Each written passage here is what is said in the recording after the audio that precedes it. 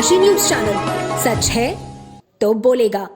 Samajwadi party के राष्ट्रीय अध्यक्ष अखिलेश यादव के निर्देश पर और समाजवादी छात्र सभा के राष्ट्रीय अध्यक्ष डॉक्टर इमरान के नेतृत्व में छात्र सभा की राष्ट्रीय कार्यकारिणी का एक प्रतिनिधि मंडल वाराणसी के महात्मा गांधी काशी विद्यापीठ विश्वविद्यालय पहुंचा।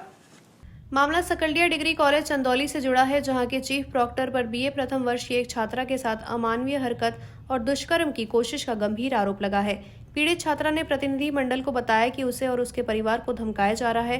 प्रतिनिधि मंडल ने पीड़िता से मुलाकात कर पूरी जानकारी ली और तत्पश्चात महात्मा गांधी काशी विद्यापीठ के कुलपति को ज्ञापन सौंपकर आरोपी प्रोफेसर की तत्काल बर्खास्तगी की मांग की। इस मौके पर प्रतिनिधि मंडल में हर्ष श्रीवास्तव, राष्ट्रीय उपाध्यक्ष समाजवादी छात्र सभा राज सिंह यादव, राष्ट्रीय सचिव अजय फौजी, पीयूष यादव, विवेक यादव और हिमांशु यादव मौजूद रहे। क्या विरोध है आपका?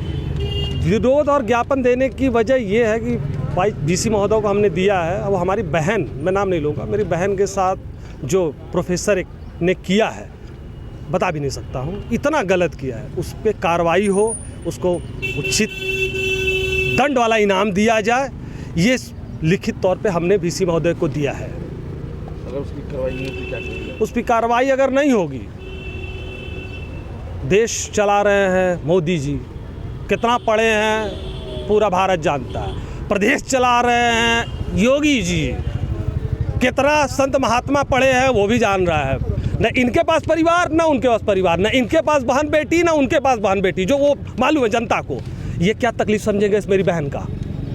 मुंह से बोलेंगे बहन बटाओ, बेची बचाओ, ये इससे नहीं ना होगा।